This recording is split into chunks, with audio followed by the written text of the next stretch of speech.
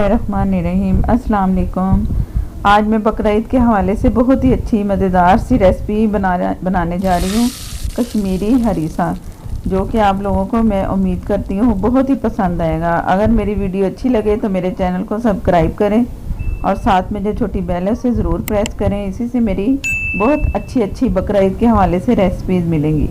हरीसे के लिए तीन चीज़ें चाहिए भिगोने में। जो सबसे पहले काम है हरीसे का, उसमें मैंने मूंग की दाल ली है छिलकों वाली, फुल 1 कप भर के। और ये गंदम है, ये 1 कप से कम थोड़ी। और ये चावल है, ये उससे कम। ये फुल है, फिर उससे थोड़ा, फिर उससे थोड़ा। ये इसका बैलेंस रखना है ना, तो बहुत सही इसके हरीसा तैयार होता है। अब ये ओवरनाइट मैंने इसे भिगो देना है, चावलों को भी, गंदम को भी, और ये जो छिलकों वाली दाल है। सुबह उठ के मैंने ये दाल जो है छिलके इसके निकाल देने हैं, रिमूव कर देने हैं, सिर्फ दाल रह जाएगी।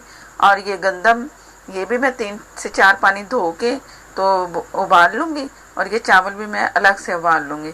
ये सारी चीज़ें उबाल के फिर मैंने आपको दिखानी है। इस वक्त मैं भिगो रही हूँ और उसके बाद फिर मैं इसे तैयार करना है। ये मैं बोल मैंने रखे हुए, ये इसमें गया, ये इसके अंदर, और ये इसके अंदर।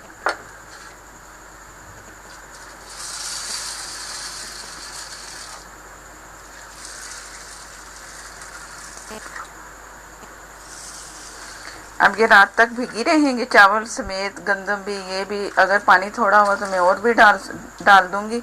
ये मैंने आपको दिखा दिया कि ये मैंने इस तरह करके भिगो दिया है। और इसे किसी छलनी वगैरह जो ढक्कन होते हैं ना, उसमें मैं दिखाती हूँ।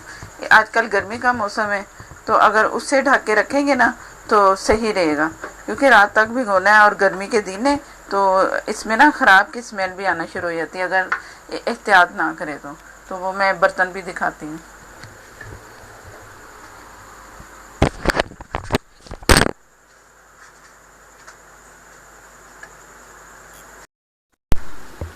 ये इस तरह की छलनी है, इस टाइप की, कुछ भी हो इस टाइप का बर्तन, उससे ढकना। और अगर ये नहीं है तो एक मलमल का लंबा सा बड़ा सा कपड़ा लेके सबको ढक देना अच्छे तरीके से, सारा कवर करके रख के। तो मैं सुबह इंशाल्लाह इसे उठूँगी तो मैंने इसे सारा आपको पीस के गला के फिर चेक करवाना है कि ये मैं इसमें कैसे डाल रही हूँ पूरे हरीसे में। गोश्त के लिए तैयारी के लिए मैंने 2 दरमियाने प्याज ले लिए। ये मैंने 3-4 कप ऑयल लिया है, उसमें ये थोड़ा सा मैं फ्राई करूँगी। और ये गोश्त है मेरे पास आधा किलो हड्डी वाला, हड्डी भी इसके साथ में जा रही है। अच्छा ज़्यादा वो यखनी का जायका आएगा। बाकी गोश्त है, ये आधा किलो है। ये भी इसमें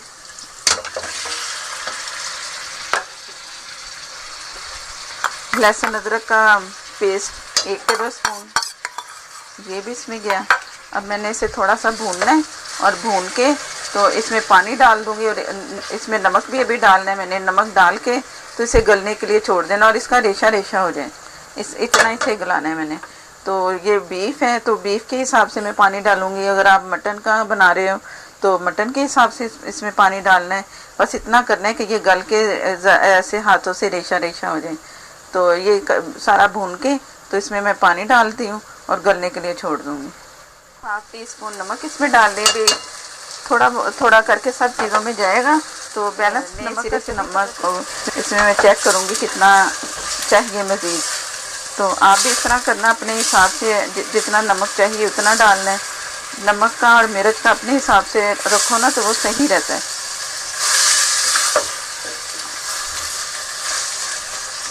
ये थोड़ा सा मैंने इसे और कलर ज़रा चेंज करना है इसका बीफ का, तो फिर मैंने इसमें पानी फ़ौरन शामिल कर देना है। थोड़ी देर के लिए मैं इसे ढक रही हूँ।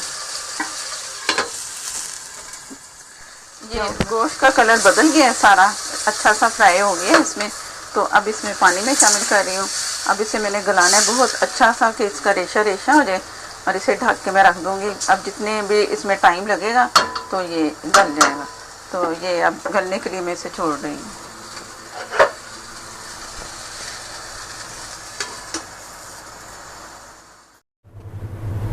ये दाल, उसकी मूंग की दाल और चावल अलग अलग मैंने भिगोए। उसके बाद मैंने इन्हें धो लिया और फिर धो के भिगोया, जो मैंने आपको दिखाया था और दूसरे दिन फिर सुबह मैंने इन्हें अच्छी तरह, बहुत अच्छी तरह साफ़ किया, इसके छिलके उतारे मूंग की दाल के, वो साफ़ की और इसके बाद फिर चावल धोए, दोनों को इकट्ठा मैंने बॉईल कर लिया। ये उसकी शक्ल आ गई, ये इतने इसमें इतना बन गया वो दोनों मिला के। अब ये गंदम गेहूँ, इसको मैंने बॉईल किया और सारा साफ़ करके तो मैंने इसे भी कर लिया। और थोड़ी सी मेरी गफलत की वजह से ना ये लग भी गए, तो उससे भी लगने से ना स्मेल भी आती है थोड़ी सी। तो ये लगने की जब स्मेल आई ना तो मैंने फिर नीचे से तो नहीं उतारा। ये मैं सब इसलिए बता रही हूँ कि ये सबके साथ हो सकता है, ये क्योंकि ये ऐसी चीज़ है गंदम कि ज़रा सा पीछे हटो ना, चूल्हे से हटो या तो जो हट जाए तो वो लग जाती है। तो अकेले इसलिए भी होया कि दाल अगर सारी चीज़ें मिक्स में करती ना और ज़्यादा लगता और इसका कलर ख़राब होता लग के। तो मैंने फिर ऊपर से पूरी गंदम उतार के बॉयल हो चुकी थी, तैयार थी। उसके बाद फिर मैंने इसमें दूध डाला, 1 कप दूध डाल के, उससे उसकी स्मेल भी हटी कुछ और अच्छी सी खुशबू आना शुरू हो गई। तो ये भी एक टिप है, अगर इस तरह आप लोगों के साथ भी हो ना तो आप इस तरह करो। मैंने आपसे छुपाया नहीं या कुछ नहीं किया, बताया है ताकि आपके साथ भी ये ऐसा हो सकता है, तो आप भी इसी तरह करना है। और मैंने काली मिर्चें ली हैं, ब्लैक पेपर 2 टेबल स्पून, हरी मिर्चें 4 तकरीबन है, और ये मैंने दरमियान से काट के बारीक से काट लेनी है। ये भी इसमें जाएंगे जब मैं इसे घोटूंगी। और काली मिर्चें जो ब्लैक पेपर है इसे मैंने क्रश करना है, क्रश से भी ज़रा बारीक ही पीसना है। मैंने कुंडी में से ताज़ा मैंने कूटना है, मैंने कूटी नहीं है। जब चाहिए हो ना तो तब इसे कूट लो या पीस लो, तो बहुत अच्छी खुशबू देती है, इसलिए मैंने ये रखा हुआ है। नमक अभी मैं नहीं दिखा रही, नमक जब मैं चेक करूँगी कि कितना है नमक इसमें चाहिए तो मैं उसी हिसाब से डालूँगी। आप भी उसी तरह से नमक डालना है। और ये जो मैंने आपको बीफ दिखाया था मसाले के साथ, ये भी तैयार हो चुका है। इसमें जो उसकी हड्डियाँ थी तो मैंने वो सारी इसकी निकाल ली, हाथों से सारा मैश किया, सिर्फ हाथों से, पीसा नहीं है इसे। अब इसे मैंने पीसना भी नहीं है मशीन से या किसी और चीज़ से, मैंने घोटने से इसे खूब अच्छी तरह, जब ये पकेगा ना तो घुटेगा तो बहुत मज़ा आएगा इसका, फिर इसके गोश्त का। अगर मैं पीस लूँगी ना फिर इसका नज़र नहीं ना नज़र आता है और टेस्ट भी बिल्कुल गायब हो जाता है इसका, बीफ का या चिकन का हो या मटन का हो। तो इस तरह करना है। गोश्त इतना गल चुके हैं कि इसके ना ज़रे से हो चुके हैं खुद ही। जैसे मैंने इसकी हड्डियाँ निकाली ना इसमें सारी, तो वो निकालते ऐसा हो गया बिल्कुल मैश। तो अब मैं ये सारी तमाम चीज़ें मैंने मिक्स करनी है। इसमें मिर्च कुछ भी नहीं है, ना लाल मिर्च है, ना हल्दी है, ना सूखा ज़ीरा और साबुत धनिया, कुछ ऐसा नहीं मैंने इसमें डाला। और ना ही इसमें जाता है, इसमें सिर्फ काली मिर्ची जाती है, नमक, लहसुन, अदरक और प्याज, बस। उसका ये कौरमे की तरह मैंने तैयार कर लिया है। अब इसी में सिर्फ वो जो काली मिर्चें मैंने ब्लैक पेपर दिखाया है तो उसी को मैंने कूट के इसमें शामिल करनी है और कुछ हरी मिर्चें जाएंगी, बस इतनी इसके, ये सारी इसकी चीज़ें हैं। और बाकी जो लाल मिर्चें डालते हैं वो करते हैं, वो सालन की तरह बनते हैं, वो सही नहीं है। असल रेसिपी ये है जो लाहौर में अक्सर रेस्टोरेंट पे कमर्शियल तौर पे तैयार करते हैं अच्छी जगहों पे, तो ये असल कश्मीरी तरीका समझ लो आप, या हरीसा, ये असल में कश्मीरी रेसिपी है और उसमें लाल मिर्चों का इस्तेमाल नहीं होता। तो ये मैं फिर अब सारा मिक्स करके एक बड़ा पतीला लूँगी तो उसमें मैं दिखाती हूँ।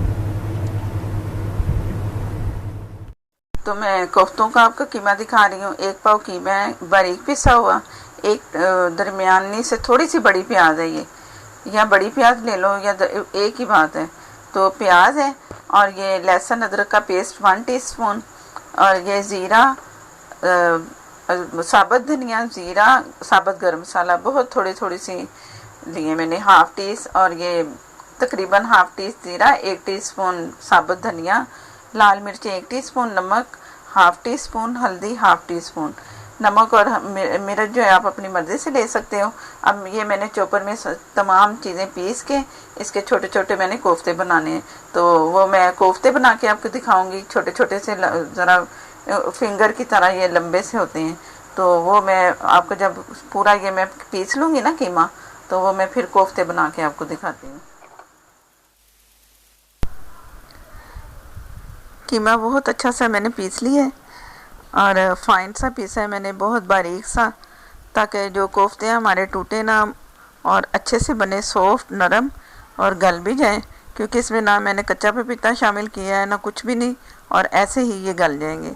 तो इसे मैं आपको बना के दिखाती हूँ। कबाब किस छोटे छोटे से बनेंगे, फिंगर की तरह से लंबे से, और तकरीबन 2 इंच से बड़े मैं रखूँगी इसको। और ऑयल मैंने हाथों को लगा के, तो हर कबाब मैंने ऐसे ही बनाना है, ऑयल के बगैर नहीं बनाऊँगी, ताकि वो बहुत अच्छे से ऊपर से प्लेन से बने एक जैसे, और इसमें ऑयल भी चला जाएगा। और ये मैं 2 इंच से ज़रा बड़े थोड़े से बनेंगे, और पतले से बनाने, लंबे लंबे पतले पतले। ये जब बनते हैं ना, फ्राई करते हैं, तो ये श्लिंग होके फिर ज़रा थोड़ी इसकी और शेप बन जाती है, इसलिए मैं ज़रा लंबी शेप इसे दूंगी। और जिस पक के फिर जितना मुझे चाहिए इसका साइज़, ये उतना बन जाएगा। 1 बाइट का होता है इसका साइज़, तो वो मैं इसका तैयार करके आपको फिर सारे इसी तरह बना के तो आपको दिखाती हूँ।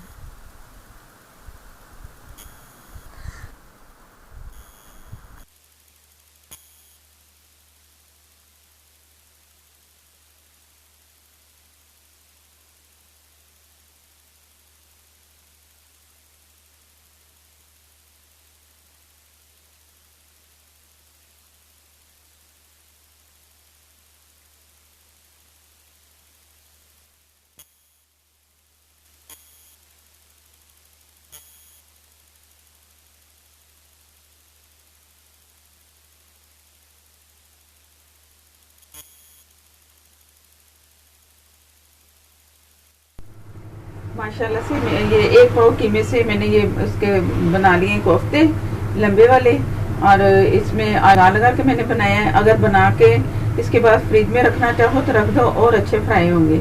मैंने थोड़ी देर रखा, ज़्यादा नहीं। ये एक पैन लिया मैंने इन्हें फ्राई करने के लिए। ये थोड़ा सा ऑयल इसमें गया,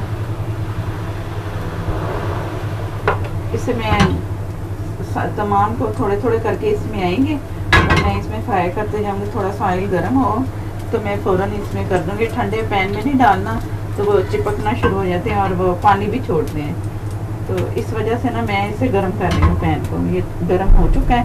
अब बिस्मिल्लाहिर्रहमानिर्रहीम।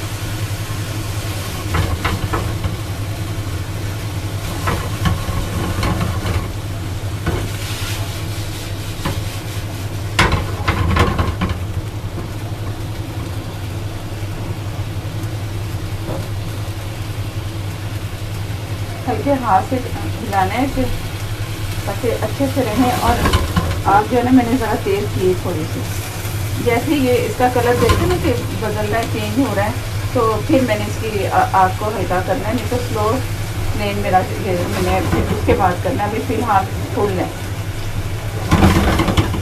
साइडें में साथ साथ आस्ता आस्ता बदल रही हूँ। ये इससे जैसे मैं दिखा रही हूँ, चिपके भी नहीं है और पानी भी इतना नहीं छूटा, इसलिए कि ये मैंने गरम पैन किया है। तब इसमें मैंने डाले हैं कबाब, और ये थोड़े थोड़े श्लिंग भी हो रहे हैं। अब ये थोड़े से कम, ज़रा लंबाई में कम हो गए हैं, इतने ही साइज में चाहिए, बहुत लंबे भी नहीं इसमें चलते हैं। और ये जो मैं हरीसा बना रही हूँ बिल्कुल परफेक्ट एक तरह की ये रेसिपी है।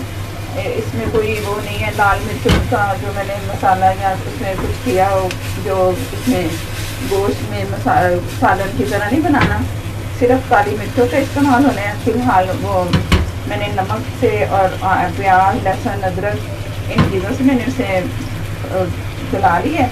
वो भी मैं आपको दिखाती हूँ। पहले मैं ये फ्राई कर लूँ, तो उसका फिर दोबारा उसका भी दिखाएंगे, जिससे वो असल उसमें बनेगा। जैसे सारी चीज़ें मैं इसमें डालूँगी, दालें, दूसरी वो जो गोश्त का मैंने सारा बना लिया मिक्सचर, तो फिर हरीसे की तैयारी होगी। अभी ये छोटी छोटी से इसके पार्ट है जो मैं कर रही हूँ। आज मैं और तेज़ कर दी, मैंने स्लो से और तेज़ कर दी थोड़ी।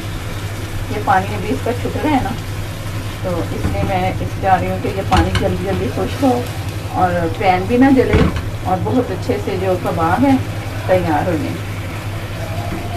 और इसकी शक्ल भी अच्छी सी आए, कलर ना चेंज हो, इस तरह बनाने हैं।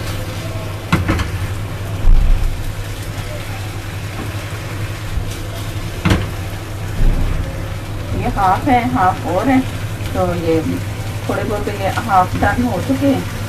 कुछ और मैंने थोड़ा सा यूँ फिर मैंने ढक के रखना है ताकि अंदर तक ये गल जाए, वो कच्चे ना रहे। तेज़ है ना, तो इसे पकाना भी ज़रूरी है दम पे। पहले मैं ज़रा तेज़ फ्लेम पे ना इसे फ्राई कर रही हूँ।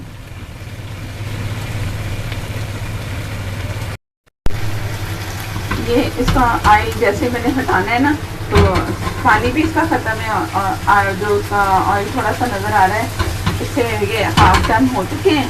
अब मैं इसे प्लेट में डाल रही हूँ। अभी ये कच्चे हैं, अभी इसे मैंने दोबारा दम पे रखना है और वो दूसरा बैच है मैं वो तैयार करती हूँ। ये दूसरा बैच इसमें वो ये भी मैंने इसी तरह बनाने हैं और बना के इनको तैयार करके फिर मैं जैसे दम पे लगाती हूँ इसे, फिर मैं वो दिखाती हूँ।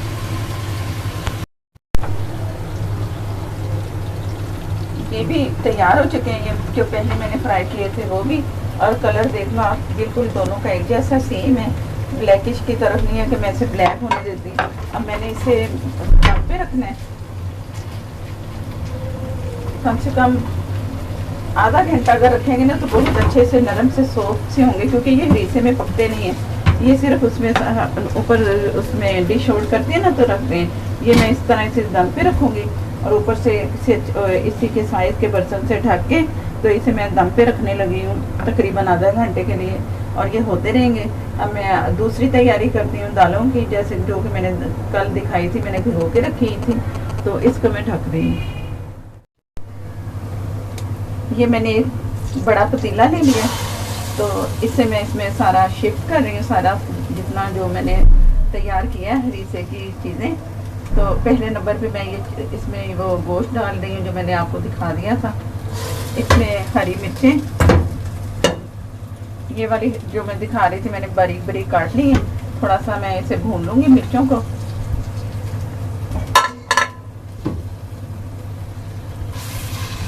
ये जो हरी मिर्चें डाली है ना, ज़रा सॉफ्ट हो जाए, नरम हो जाए। जब मैं इसे घोटूँगी ना तो ये सारी एक जैसी पक के भी हो जाएगी, और ये जो मैं आप इसे चम्मच से चला रही इससे भी हो जाएगी।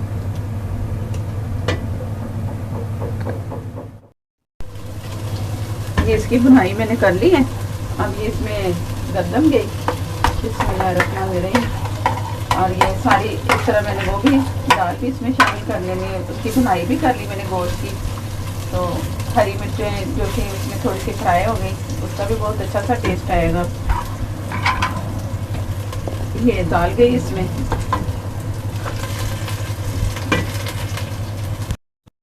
ये तकरीबन कुछ 3 से 4 कप यखनी के हैं। ये भी मैंने हड्डियों की यखनी बनाई थी, उसमें खूब उसे गलाया पकाया। तो जब हड्डियों की वो जो ऊपर से उसके एक लेयर होती है गोश्त की, वो गल गई ना थोड़ी थोड़ी सी, तो फिर इससे पता चला कि ये तैयार हो चुकी है। ये यखनी भी इसमें जाएगी, यखनी भी इसमें ज़रूर डालनी है। ये यखनी का अलग से टेस्ट आएगा, बहुत मज़ेदार सा। तो मेहनत करनी है तो फिर बहुत ही मज़ा आएगा। अगर इस तरह जिस तरह मैं बना रही हूँ, यखनी भी तैयार करनी है, इसके छोटे छोटे कोफ्ते भी तैयार करने हैं, तो इस तरह करके बहुत अच्छा सा जायका आता है फिर अगर मेहनत करके बनाओ। और ईद पे फिर जैसे बाद में दिल चाहता है कोई दाल वाली चीज़ हो, तो फिर हरीसा बना लो, हलीम बनाओ। और भी मेरे पास बहुत सी रेसिपी हैं, वो मैं आस्ता आस्ता शेयर करूँगी। इसके बाद भी वो बनाऊँगी मैं रेसिपी जो इसकी गोश्त की हैं। जैसे मैं गोश्त फ्रिज में रखती हूँ, किस तरीके से रखती हूँ, फिर उसमें एक स्मेल सी आती है, वो नहीं आएगी। इस तरीके से मैं वो भी करूँगी, दिखाऊँगी कि वो ऐसे लगेगा जैसे फ्रेश गोश्त हमने उसमें निकाला फ्रिज से। जब भी बनाएंगे, चाहे 1 महीने के बाद या 2 महीने के बाद, वो भी मैं आपके साथ शेयर करूँगी।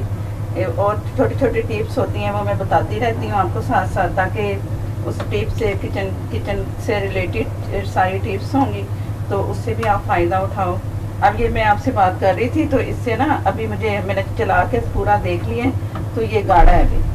तो मैं इसमें थोड़ा सा पानी, ज़्यादा भी नहीं, थोड़ा सा डालूँगी, ताकि ये पकने में भी इसमें ये पानी खुश्क होना है ना, तो इसे मैंने घोटना भी अब, तो इसमें मैं पानी शामिल कर रही हूँ। ये इसमें तकरीबन मैंने 1.5 कप पानी मज़ीद इसमें शामिल कर दिए। तो ये पकेगा ना जब पकते पकते, और तो अगर थिकनेस आप अपनी मर्ज़ी से रखना चाहो तो वो आप इस तरह भी कर सकते हो। अगर इसे गाढ़ा रखना है या इसे ज़रा पतला सा हो, ये आप अपनी मर्ज़ी से करो। तो अब मैं इसे घोटने से बनाऊंगी सारा। अब ये मैंने सारा मिक्स कर लिया इसे स्पैचुले से।